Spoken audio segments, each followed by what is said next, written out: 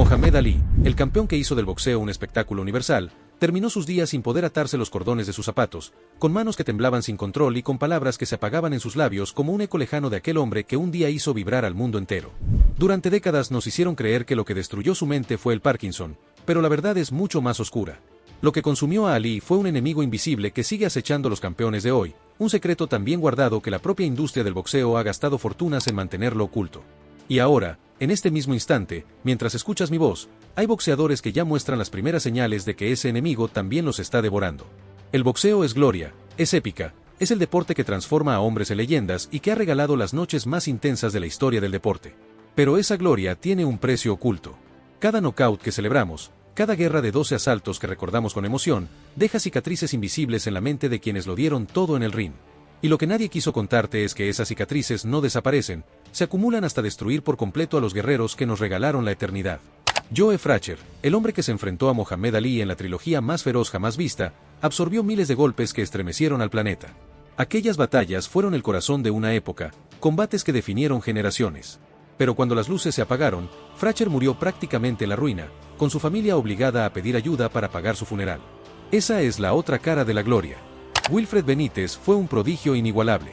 Campeón mundial con apenas 17 años, derrotó a gigantes como Sugar Ray Leonard y Roberto Durán con una facilidad que parecía sobrehumana.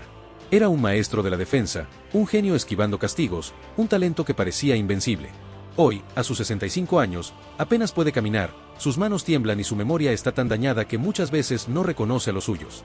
El niño que nació para reinar en el boxeo se convirtió en un prisionero de un cerebro destruido por el mismo deporte que lo hizo inmortal. Y si a alguien con semejante talento defensivo le ocurrió esto, ¿qué pueden esperar los demás? Riddick Bowe, campeón indiscutido de los pesos pesados, ganó más de 100 millones en su carrera. Era un gigante dentro del ring, un gladiador que levantó títulos y fortunas. Hoy es un hombre que vaga sin rumbo por las calles, confundido, incapaz de manejar dinero o de tomar decisiones básicas. Un campeón que lo tuvo todo y que terminó atrapado en un laberinto dentro de su propia mente. James Toney, uno de los boxeadores más habilidosos de todos los tiempos, un artista capaz de humillar a los mejores con su técnica, habla ahora con una dificultad tan grande que resulta casi imposible entenderlo. Sus palabras, que antes fluían con la misma elegancia que sus movimientos en el ring, son hoy un murmullo quebrado. Gerald M. Cleyan, aquel pegador temido que parecía imparable, quedó ciego, sordo y completamente dependiente tras una guerra brutal en el cuadrilátero. Su hermana lleva casi 3 décadas sacrificando su vida para mantenerlo con dignidad, mientras los promotores que se enriquecieron con él desaparecieron como si nunca hubieran existido. El boxeo nos dio a todos estos guerreros, nos dio momentos que jamás olvidaremos, nos regaló héroes que pusieron el alma en cada golpe.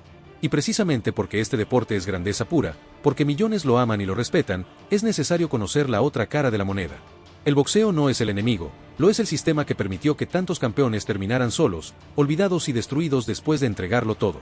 Ellos pusieron el cuerpo, el corazón y la vida. Ellos nos dieron las noches más gloriosas. Y muchos de ellos recibieron como recompensa el silencio y el abandono. Lo más impactante es que nada de esto era inevitable. La tecnología para proteger a los peleadores existe desde hace años. Los estudios científicos lo han demostrado una y otra vez. Se puede reducir el daño, se pueden salvar carreras, se puede alargar la vida de los campeones.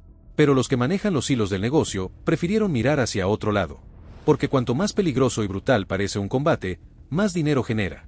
Y esa es la verdad que nunca quisieron que conocieras. Lo que vas a descubrir en los próximos minutos no es una crítica al boxeo, porque el boxeo es honor, es sacrificio, es historia. Lo que escucharás es como un deporte perfecto fue manipulado por intereses que jamás tuvieron en cuenta a los verdaderos protagonistas, los guerreros del ring. Y cuando lleguemos al final, entenderás que cada vez que celebramos un knockout no estamos viendo solo un triunfo, estamos presenciando un pedazo de la eternidad a cambio de un sacrificio que muy pocos serían capaces de soportar. En 1928, cuando el boxeo llenaba estadios y los periódicos convertían a los campeones en mitos, un patólogo llamado Harrison Stanford Marland abrió la puerta que nadie quería cruzar. Recogió cerebros de exboxeadores, los observó con el rigor de quien conoce el precio de la verdad y describió un patrón que hoy debería estar escrito en cada gimnasio del planeta: pequeñas hemorragias, desgarros microscópicos, depósitos anómalos que corroían la mente con el paso del tiempo. Una enfermedad progresiva que más tarde llamamos encefalopatía traumática crónica. Su conclusión fue tan clara como incómoda: los golpes a la cabeza no solo noquean, también reprograman lentamente la vida de un hombre hasta volverlo irreconocible. Y aún así, en lugar de cambiar las reglas y proteger a los guerreros, las oficinas respondieron con silencio, con dudas sembradas en conferencias, con informes que nunca llegaron a publicarse. Admitirlo significaba tocar la caja registradora. Lo que Marlan vio explica por qué tantos ídolos nunca cayeron fulminados, y sin embargo, terminaron atrapados en una niebla que no se disipa. No hace falta desplomarse frente a las cámaras para empezar a perderse por dentro. Basta la suma de impactos aparentemente menores que no levantan al público de la silla. Lo que los médicos llaman trauma subconcusivo. El jab del segundo asalto, el gancho que apenas mueve la cabeza, el cruce en un guanteo de martes por la tarde. Ese goteo constante empuja el cerebro contra el hueso, lo estira, lo torsiona, abre microfisuras que no cierran. Y cada microlesión libera señales químicas que encienden una reacción en cadena. La proteína tau, que en condiciones normales mantiene firmes los andamios de la neurona, cambia de forma, se apelotona y se propaga como un incendio que encuentra madera seca en cada rincón del lóbulo frontal, del temporal, del parietal. Y una vez que esa mecha prende, avanza aunque el boxeador se haya retirado hace años. Por eso los primeros avisos son casi invisibles, un olvido que se justifica con el cansancio, una respuesta más áspera de lo normal, una torpeza que el campeón atribuye a un mal día.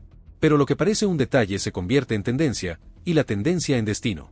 El lóbulo frontal cede terreno y con la capacidad de frenar impulsos. El temporal empieza a fallar y los recuerdos recientes se evaporan como si nunca hubieran existido. El parietal pierde precisión y el espacio se vuelve un laberinto.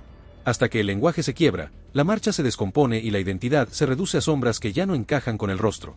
La industria conocía esa historia desde que el microscopio de Marlan la puso por escrito. Y cada década aportó su propia confirmación. Médicos que pedían periodos de recuperación más largos, comisiones que recibían informes sobre deterioro cognitivo prematuro, familias que documentaban cambios de personalidad con diarios y videos caseros. Y aún así, la respuesta fue siempre ir más despacio de lo que exigía la evidencia. Retrasar decisiones. Confundir al público con tecnicismos. Insistir en que con un chequeo anual bastaba, cuando el verdadero campo de batalla no es el día del combate, sino los cientos de asaltos de sparring donde no hay cámaras, ni conteos de protección, ni árbitros que detengan a tiempo. Allí se forja la técnica, sí, pero también se siembra el desgaste que no se ve. El boxeo, como arte, no es el villano de esta historia. El villano es la comodidad de quienes, pudiendo medir el daño en tiempo real, prefieren no hacerlo. Pudiendo limitar la exposición acumulada, prefieren mirar el calendario de ventas. Pudiendo formar a los equipos para reconocer síntomas tempranos, prefieren llenar una cartelera con un nombre que aún vende. Por eso este relato no pretende apagar la pasión, pretende encender la responsabilidad. Porque la grandeza del boxeo merece decisiones a su altura, y esa altura implica aceptar que el cerebro no negocia con el espectáculo. Hoy los modelos biomecánicos muestran cómo viaja la onda de choque por el tejido nervioso cuando un gancho entra limpio, como el corte de aceleración angular importa tanto como la fuerza bruta, como un casco mal diseñado puede reducir la piel abierta pero no el movimiento interno del encéfalo, y como un guante más rígido protege la mano pero concentra la energía sobre un área más pequeña, multiplicando el estrés interno. Por eso la vieja idea de que más acolchado es más seguro no siempre se sostiene. Y por eso la sesión de guanteo de viernes por la mañana puede ser, a largo plazo, más peligrosa que la noche del título. Porque se repite, porque se normaliza, porque nadie está contando cuántas veces el cerebro rebota dentro del cráneo a lo largo de un mes. La promesa es simple y vale oro para cualquier esquina que ame a sus peleadores. Si controlas la dosis de impacto, si cambias volumen por calidad en los guanteos, si introduces bloques técnicos con contacto limitado, si usas sensores que alertan cuando la carga neurológica supera lo razonable, prolongas carreras, mejoras rendimiento y proteges la vida después del último campanazo. Y el premio para el fanático es aún más grande, porque verás a tus ídolos competir mejor y por más tiempo, con reflejos vivos y palabras claras, con memoria de sus victorias y espacio para nuevas historias. Si valoras que contemos estas verdades con respeto al boxeo y a sus guerreros, suscríbete ahora mismo, dale like al video y comenta qué boxeador crees que debería ser recordado con más justicia, así ayudas a que este mensaje llegue a más fanáticos como tú. El golpe que conmueve al público dura un instante, el proceso que lo convierte en peligro dura años. Por eso la tensión no debe medirse solo por el highlight del knockout, sino por la cuenta invisible de impactos que cada esquina permite acumular. Ahí está la diferencia entre una leyenda que se retira con la mente clara y otra que se pierde en pasillos que ya no reconoce. Y esa diferencia no es mística ni azarosa, es gestión, es ciencia aplicada a un arte que amamos, es humildad para aceptar que el cerebro tiene límites aunque el corazón sea inagotable. Ahora viene lo que muchos prefieren no tocar, cómo se moldeó la narrativa para que las dudas parecieran alarmismo, cómo se etiquetó de blandos a los que pedían datos, cómo se convirtió en anécdota lo que era estadística, y cómo, mientras algunos se reían de la precaución, los mejores años de varios campeones se esfumaban sin que nadie pulsara freno. Porque el negocio siempre empuja hacia adelante, y el deber de quienes amamos este deporte es saber cuándo decir basta, cuándo cambiar el plan, cuándo proteger a quien no sabe bajarse solo del ring. Ese es el honor del boxeo de verdad, el que entiende que la valentía no es chocar por chocar, es elegir el golpe que importa y renunciar al que roba futuro. Durante décadas, cada vez que un médico levantaba la voz para advertir lo que estaba ocurriendo, la respuesta fue siempre la misma: silencio, desprestigio y puertas cerradas. No hablamos de rumores, hablamos de casos documentados. La doctora Margaret Goldman, por ejemplo, fue una de las primeras en proponer exámenes cerebrales obligatorios, periodos de recuperación más largos y controles estrictos después de un knockout. ¿La respuesta de las comisiones? Apartarla, vetarla de eventos, y lanzar una campaña para ridiculizar sus propuestas como exageraciones. Su único delito fue intentar que los guerreros del ring pudieran retirarse con la mente clara. Y no fue la única. El Dr. Flip Omansky publicó en los 90 investigaciones que demostraban daño cerebral temprano en boxeadores activos. Poco después, su laboratorio se quedó sin fondos, sus proyectos fueron cerrados y se vio obligado a abandonar la medicina académica. La industria prefirió dejarlo a la cuneta antes que reconocer que sus estudios tenían razón. ¿Te suena esta historia? Es exactamente lo que pasó con la industria del tabaco y el cáncer de pulmón, negarlo todo aunque la evidencia fuera irrefutable. Y mientras tanto, ¿qué hacían las comisiones estatales? Autorizar peleas que jamás deberían haberse celebrado. En 2019, un boxeador que había sido hospitalizado por una hemorragia cerebral apenas 3 semanas antes recibió el visto bueno para volver a subir al ring. El propio médico de la comisión reconoció después que nunca lo examinó en persona, simplemente firmó el papel. En 2020, un excampeón con síntomas evidentes de deterioro cognitivo fue autorizado a pelear a los 47 años. No porque estuviera en condiciones, sino porque su nombre todavía vendía entradas. Eso no es seguridad, eso es negocio disfrazado de deporte. Y aquí está lo que de verdad enciende la sangre: estas decisiones no son errores aislados, son parte de una estrategia.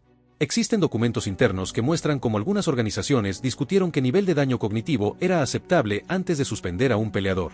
Tablas, gráficos y porcentajes donde el cerebro humano se trataba como si fuera un coste asumible.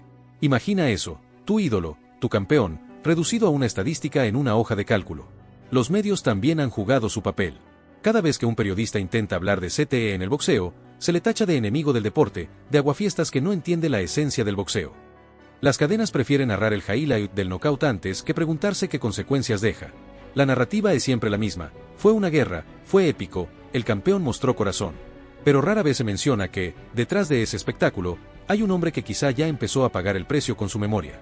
Y aquí, comunidad, quiero acercarme a ustedes, a quienes sienten el boxeo de verdad. Nosotros no somos enemigos del boxeo, somos fanáticos como ustedes, que vibramos con cada combate histórico, que lloramos con cada triunfo y con cada caída. Por eso hablamos de esto, porque respetamos tanto a los guerreros que creemos que merecen más que aplausos, merecen protección, merecen que su sacrificio no se convierta en olvido. ¿Y sabes qué es lo más irónico? Que la tecnología para evitar estas tragedias existe y es real. Mouse guards inteligentes capaces de detectar una conmoción en el instante en que ocurre. Cascos de entrenamiento que reducen hasta un 80% la fuerza transmitida al cerebro. Sensores que miden la carga de impacto acumulada y avisan cuando un peleador necesita parar. Todo esto está disponible hoy, no es ciencia ficción. ¿Por qué no se usa? Porque haría que muchas peleas se detuvieran antes de tiempo. Y eso significa menos espectáculo, menos ventas, menos dinero.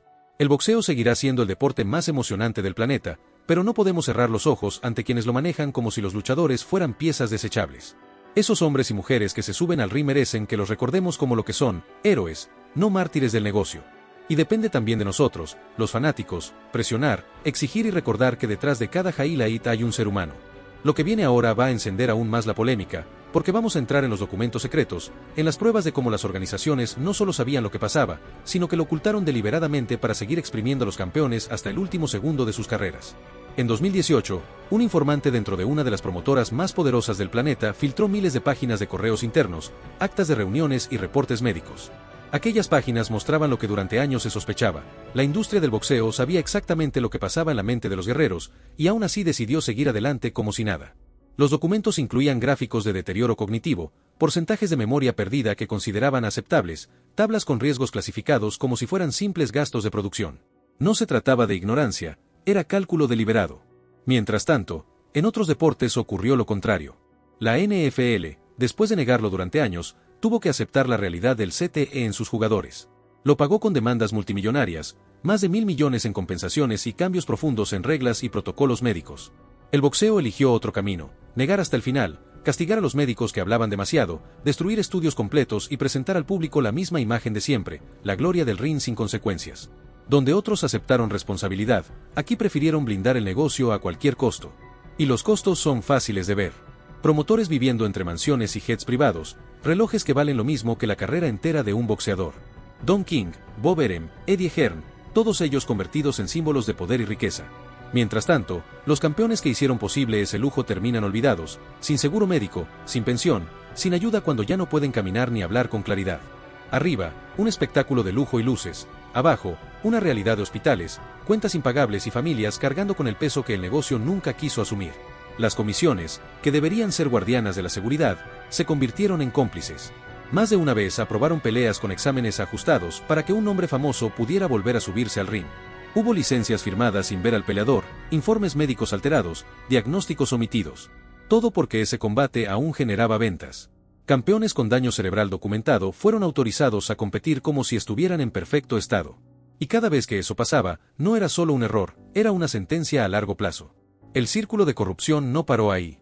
Algunos proyectos de ley que exigían chequeos neurológicos avanzados fueron frenados en seco gracias a la presión de los promotores. Iniciativas que pedían neurólogos en cada velada quedaron archivadas. Y más de un político que votó en contra apareció poco después en primera fila de un evento de pago por visión, invitado de lujo por las mismas compañías que bloquearon las medidas. Una cadena que deja claro cómo se compraba silencio con entradas y favores. Los medios también tuvieron su parte. Comentaristas que deberían informar se convirtieron en piezas del marketing. Narraban cada guerra en el ring con un lenguaje épico. Tiene mandíbula de acero, un guerrero que nunca retrocede, corazón indestructible.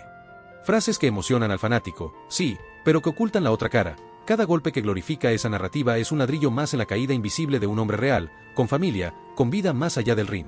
El espectáculo vende más que la verdad, y la prensa eligió repetir la versión más cómoda. Pero aquí es donde la comunidad de fanáticos tiene que entender algo: esto no es un ataque al boxeo. Nadie ama más este deporte que quienes saben lo que cuesta. Esto es respeto. Respeto a cada campeón que subió al ring a jugarse la vida por nosotros. Respeto al fanático que paga una entrada creyendo que hay reglas para proteger a su ídolo. Respeto a la historia de un deporte que merece sobrevivir con grandeza, no manchado por la avaricia de quienes jamás lanzaron un jab en su vida. Los documentos filtrados dejaron claro que este encubrimiento fue organizado, con reuniones donde se discutía cómo hablar al público sin revelar demasiado, con manuales de comunicación para distraer la atención, con médicos presionados para firmar diagnósticos que sabían falsos. Y lo más escalofriante es que no eran archivos antiguos, muchos de esos correos databan de apenas unos años atrás. Esto sigue ocurriendo, aquí y ahora. Y todavía falta por destapar algo aún más perturbador: cómo se infiltraron en organizaciones médicas internacionales, cómo lograron silenciar congresos enteros, cómo investigadores fueron apartados de sus universidades tras publicar resultados incómodos. El encubrimiento no fue solo hacia el fanático común, fue una red diseñada para que incluso la ciencia se viera obligada a callar. En medio de este encubrimiento que duró casi un siglo, hubo quienes se negaron a callar. Médicos como la doctora Anne Meseke, que dedicó su carrera a estudiar cerebros de exatletas y encontró en los boxeadores los casos más devastadores de CTE jamás vistos. Más de 1500 cerebros examinados, patrones repetidos una y otra vez, daños tan profundos que ella misma los describió como la peor destrucción neurológica en 3 décadas de investigación. Y cada vez que presentaba sus resultados, la industria hacía lo imposible por restarles importancia. Pero ella siguió adelante. También están los exboxeadores que decidieron exponer su propia historia. Familias que compartieron grabaciones caseras mostrando cómo la persona que una vez fue un ídolo ahora necesitaba ayuda para realizar tareas básicas. Hijos que contaban cómo su padre, que antes parecía invencible, de pronto no podía recordar su nombre. Esos testimonios fueron la grieta por donde la verdad empezó a salir a la luz, porque ninguna comisión podía desmentir lo que se veía en esos videos: campeones convertidos en sombras vivientes. Lo más increíble es que las soluciones ya existen. Hoy tenemos sensores en forma de protectores bucales que detectan en tiempo real una conmoción cerebral. Cascos de entrenamiento que reducen en un 80% la fuerza transmitida al cerebro. Guantes diseñados para disminuir la concentración del impacto sin perder espectáculo. Incluso programas de realidad virtual que permiten entrenar reflejos y técnica sin necesidad de recibir castigo en cada sesión. Todo esto es real, comprobado y disponible. El problema no es la falta de ciencia, es la falta de voluntad para implementarla. Algunos gimnasios visionarios ya empezaron a hacerlo. Cambiaron el enfoque del entrenamiento, redujeron los guanteos pesados, incorporaron métodos técnicos y virtuales. Y sus peleadores no solo mantienen intacta su salud, también mejoran su rendimiento. Los estudios muestran que quienes entrenan con menos castigo llegan más frescos a las peleas, con mejores reflejos y carreras más largas. Es decir, cuidar el cerebro no resta espectáculo, lo multiplica. Aquí es donde la comunidad de fanáticos tiene un poder enorme. Porque cada entrada que compramos, cada evento de pago por visión que vemos, cada publicación que compartimos manda un mensaje. Si exigimos que los peleadores sean protegidos, si apoyamos a las promotoras que cuidan la salud de sus guerreros, si castigamos con indiferencia a las que no lo hacen, el negocio tendrá que cambiar. Ya ocurrió en otros deportes. En la Fórmula 1, tras la muerte de Ayrton Senna, los fans exigieron seguridad y transformaron las pistas. En el fútbol americano, tras las demandas masivas, los fans respaldaron protocolos más estrictos. El boxeo también puede hacerlo, pero depende de nosotros. El boxeo es historia, es honor, es sacrificio. No existe espectáculo más puro que dos guerreros dejándolo todo en el ring. Nadie cuestiona su grandeza, nadie pone en duda la pasión que nos despierta. Precisamente porque lo amamos, tenemos la obligación de pedir que quienes nos regalan esas noches inolvidables puedan contarlas cuando se retiren. Los campeones merecen más que un aplauso en la arena, merecen un futuro digno, con la mente clara y la vida entera por delante. Así que si este video te abrió los ojos, si valoras que hablemos del boxeo con respeto pero sin esconder la verdad, te pido que te suscribas ahora mismo, que le des like al video y que comentes tu opinión, porque cada voz cuenta, cada fanático suma y juntos podemos hacer que esta conversación llegue más lejos. El legado de Mohamed Ali, de Joe Frazier, de Wilfred Benítez, de todos los guerreros que dejaron su vida en el ring, no puede ser solo un recuerdo empañado por el olvido. Debe ser la base de un cambio. Porque el boxeo no necesita esconder sus cicatrices para seguir siendo grande, necesita proteger a sus héroes para que sigan siendo eternos.